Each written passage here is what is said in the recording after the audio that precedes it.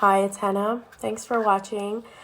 Today, I'm talking about Heeley Paris, and I'm going to give some first impressions. Not necessarily first impressions. I've sprayed these all a few times, but I have the fresh scent of Perfumes by Heeley Parfum. This is a brand that's out of Paris, but the perfumer is James Heeley, and he's from England. He's from Yorkshire. And fun fact, I went to school in York for a year, so I am familiar with the area. He left. He ended up going to school in London and he became a designer. And apparently the story is that he was inspired to make perfume after meeting Annick Goutal. So that's kind of cool because she is kind of, well-renowned, well-regarded in the perfume community. So he was inspired to make perfume after meeting her. His first scent was Menthe Fraiche, and that launched in 2006. I actually have a sample of it. This is from Luckyscent. So this is a sample of Menthe Fraiche. It's lovely. I enjoyed wearing it. It is like a fresh minty perfume. And then most recently, he has launched scents in 2023. I wasn't really that aware of the brand. I think they've really just come on my radar recently. James Heeley is a self-taught perfumer, and it seems like a lot of his scents are inspired by the natural world and things that inspire him, that are around him. So that's kind of cool. Like I said, I have the fresh set of perfumes, and there's 4 perfumes that are in this set: Athenian, Côte de Yuzu, La Mondière, and Sel Marin. So let's get started. The only one that I'm not going to spray on strip even is Athenian, because I already tried this one and I hated it. I really, really, really disliked it. And I'll tell you why. Athenian is a fig perfume, but it's very, very deceiving because it opens with a really crisp salad accord. It's got tomato leaf, it's got green pepper, it's galbanum, and it's really, really lemony, fresh salad. It's just the crispest garden salad with lemon juice on top. That's what you get when you first spray it. And then after maybe half an hour or an hour, you get this fig note, and it's fig fruit. It's not fig leaf, it's fig fruit. And the fig is really thick and syrupy and heavy and creamy. It's lactonic in the most extreme way. It's like a sludge almost. It's like a fig cream that's just been sitting there. And it's warm, it's not cold, it's warm, and you have to eat it, and it just makes you gag when you're eating it. That's how this made me feel. That's how the fig made me feel. And I was really disappointed because I really enjoyed the opening. I liked how fresh and crisp the opening was. I love green perfumes, especially in the summertime. So I was intrigued by the opening. And then when it got to the fig, I could not believe that it was the same fragrance that I was smelling. I should also say that I'm completely over fig perfumes right now. I did I finished my bottle of Philosopos EDP, and then I compared the EDP to the EDT, and then I did a review of Dior Riviera, which is also a fig perfume, and I ended up selling all my fig perfumes because I didn't feel like wearing fig anymore. And then I smelled this, and it was maybe really not the fig that I would want to wear. I don't even think I would want to wear this in the wintertime when you could wear something more cozy.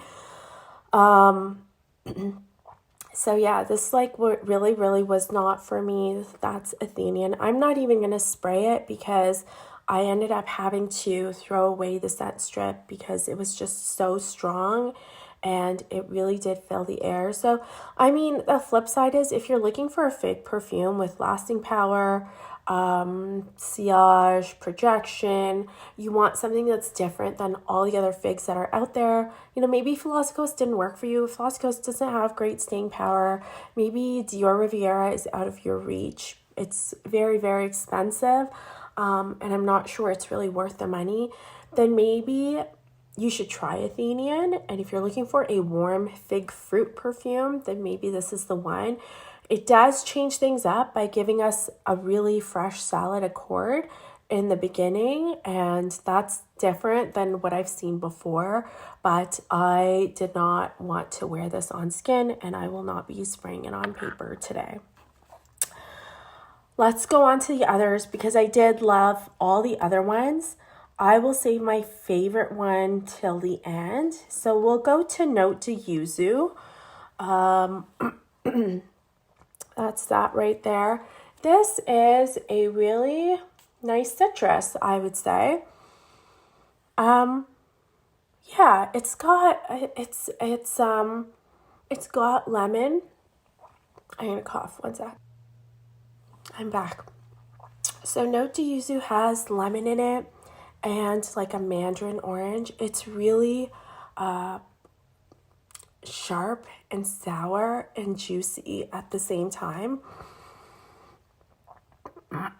I would say Note de Yuzu veers a little bit masculine just because of those citruses, and I feel like we get a really bright citrus opening mostly in men's fragrances, especially in blue perfumes. I don't know why that is.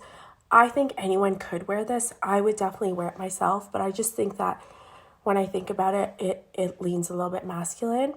After the citruses die down, you get kind of a salty vetiver in the base, and then at the very bottom, like after an hour of wear, you really get a clean musk that's at the base of this fragrance.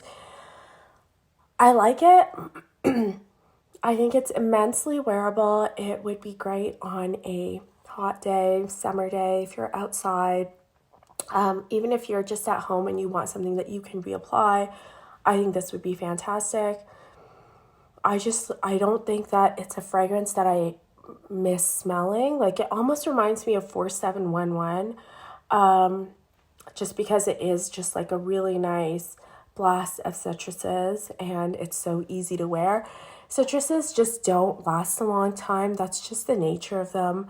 And I think that's totally okay. And so you don't get a lot of longevity with this scent, but it really is an uplifting, salty, sour, sharp citrus. The vetiver is quite airy and grassy at the same time.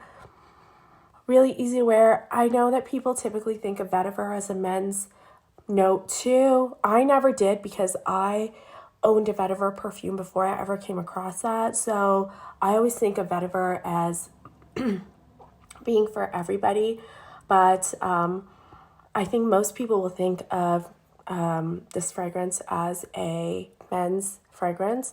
But if you can think beyond that, I think that anybody would really enjoy wearing this perfume. I'm definitely going to hold on to my sample and try wearing it again when it is warmer outside. You can see right now it's actually snowing. Maybe I'll open the rest of this blind in a sec. So that was Note de Yuzu. I liked this one. It wasn't my favorite one. Maybe because it wasn't surprising. It didn't really blow me away. But I did enjoy this one. So that was a good one. Going back to Note de Yuzu for a second, I remember why I think it reminds me of like a blue fragrance. It really reminds me of Dolce & Gabbana light blue. So if you like light blue, but you're looking for something more niche and more interesting, I recommend trying this one because I think it's better than light blue. I know a lot of people who wear light blue and I kind of hate it. I just think it's overdone, and now when I smell it, I get so irritated by it because I just have smelled it so much.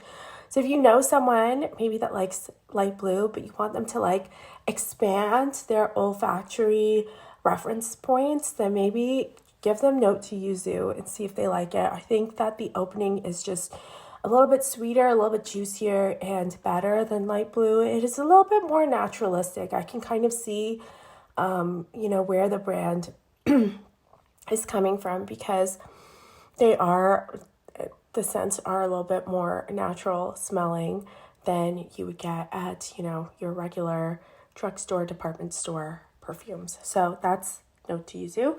The next one, I really liked this one. I wore a bunch of it. This is Sel Marin. Loved it. The only reason I didn't finish my little sample is because I told a friend of mine who is local to here that we could smell these together when we get together to smell perfume. So I want to save some for her. Otherwise, I'm sure I would have drained this in one day. Sel Marin is really interesting because it smells so salty, and I think it's really cool that, a perfume can do that. Like, salt is something that we taste. We don't typically think of salt as having a scent, but this perfume really smells salty, and it is an aquatic perfume.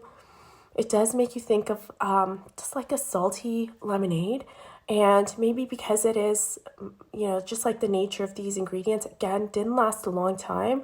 But I definitely had the sample in my bag the day that I wore it, and I was going to respray it in the middle of the day. And then I thought I would just save it and maybe try it in different kinds of temperatures and weathers.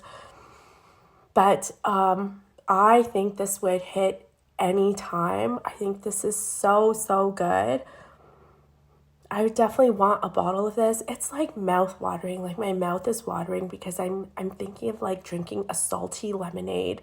I really like putting salt in my lemonade because the salt accentuates the sweetness. Like, just that tiniest pinch of salt accentuates the sweetness.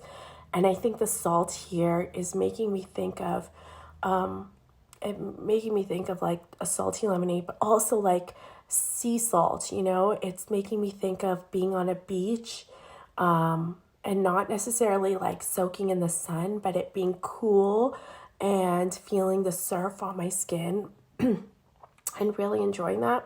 And the reason I think you could wear this at any time of year is because I think if you wear it in the winter time, you're going to think of warmer weather. And when you wear it in the warmer weather, you're going to be refreshed. So that is Sel Marin.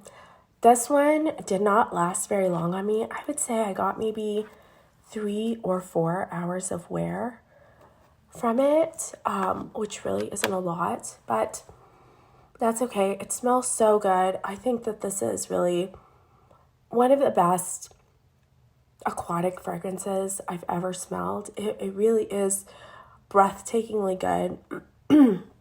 It's addictive. Like, you want to keep smelling it and you want to wear it. So I think that's a good thing. That's definitely a coup for the brand.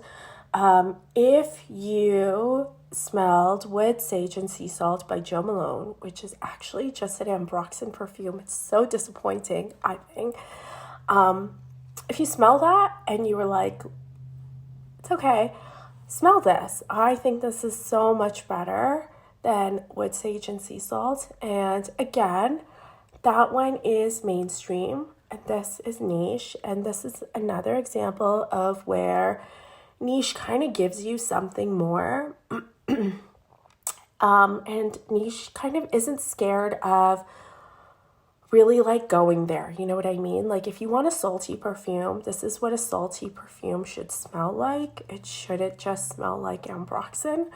And if you want a blue perfume or you want a citrus, then note to Yuzu really gives you that citrus. It doesn't give you like a cheap lemon cleaner scent. It gives you like all the citrus fruits together in a perfume, and then gives you also like a blue perfume. So I think this is a winner. I really, really liked it. That was Sel Marin. Now we'll talk about my favorite one, and that is La Mondière. This is La Mondière. Let's spray it, and I'm just gonna cough. Okay, La Mondière right here. I didn't wear a lot of this, even though I said that this one was my favorite. The reason is that a friend of mine, same friend that sent me these sets, gave me a decant of La Mondière, I think in June, and then I wore it all summer, and I loved it, but then I kind of forgot about it. So I have worn a lot of La Mondière, just not from this particular sample. And La Mondière is a really cool fragrance. It's cool because it does smell like its name, like you do get like a bitter almond perfume from it. But it does this really cool thing where it's like a Monet effect. Up close, when you smell it up close, you get, all these florals that are in it. Like you get hyacinth, you get lily, or lily of the valley. And you get like a greenness from it too. But then from far away, you just get almond, which is really cool. And I don't know if I've smelled a perfume that's like that before. I probably have, but I haven't really noticed. But with this, I could really notice it. Like from far away, I was getting like this almond oil, just like this gorgeous almond oil kind of scent that was really pleasant and lovely. And then every time I would put my nose to my wrist to try to like smell it up close, I would get all these florals that were bringing that scent together. And I think that this is really, really well done. Probably this is the only one that leans a little bit feminine. It's not masculine like the other ones were. I think that the almond really reminds me of this Luckyscent almond oil shower oil. This is literally from my own shower. That's why the bottle's a little bit, it's got like water spots on it. But I see people look for dupes of this fragrance all the time. And Luckyscent has like a range of products that have this scent in it. So they've got the shower oil, they've got like a body cream and other things too. I'm pretty sure they have like a hand cream with this scent too. So it is one of their iconic scents, but they don't always have a perfume. I think they've had like a body oil spray that has the scent, but they don't have a perfume that has this scent. And La Mondière is like the perfect accompaniment to these bath and body products. I think Heeley and Luckyscent should like join forces, and like, Heeley perfume, like the La Mondière should just be in Luckyscent stores. I think it would do so well. Of course, Luckyscent's not even from France anymore. I think they bought out by like a Brazilian company. Anyways, that would be really cool because I think like those two products go so well together. So if you are looking for a dupe for the Luckyscent almond oil products, you need to try La Mondière because it really does have that same scent, but it is just it's a bouquet of florals that are giving that scent. And it's very pretty, it's very feminine. It's warm. It's got like a shower warmth to it. It's not boring at all. I think it's just so comforting and pleasant to wear. And maybe that scent is just very iconically French. And that's why Heeley has a perfume like it, and that's why Luckyscent has all these body products that are like it too. So yeah, that's La Mondière. That is definitely my favorite one, just because I wore it so much over the summer and I really did enjoy wearing it. I don't know if I would get a bottle of La Mondière, just because I still have like this Luckyscent shower gel, so I can smell this almond oil scent in the shower all the time. I think if I was going to buy something, it might be Sel Marin. Even though it doesn't last a long time, I just think that the saltiness is so good and so addictive. Maybe I'll just spray Menthe Fraiche just to see what it's like. Yeah, I mean, this is a good minty perfume. The mint is like spearmint. It's a little too pasty also, but that's not necessarily a bad thing.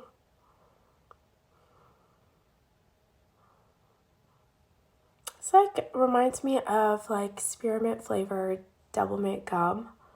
If you've tried that, it reminds me of that. Again, not a bad thing. Really fresh, really uplifting, really, really pleasant to wear. I don't think I would buy it, but I enjoy my sample of it. It's one of those scents that's just so ubiquitous that it's really hard to, crave it, because you smell it all the time. Like, you smell it when you smell gum, you smell it in toothpaste, you smell it in mouthwash. So I don't know if like it can be a smell to crave when you're literally assaulted by it at every turn. You go to the dentist's office and you can smell it there again. So I don't know if I really need to add that one to my collection. But aside from Athenian, I liked all of these. I definitely want to smell more from the brand because I think they're doing niche really well. And I think if you or if someone wants to get into niche perfumes, I think this is a good entry point because they do some of these mainstream kind of smells that we have, that we're familiar with, but they do them so much better. Anyways, let me know what you think. If you have a favorite from the brand, let me know. I'm going to lose my voice. I'm going to stop talking now. I'll see you next time. Bye-bye.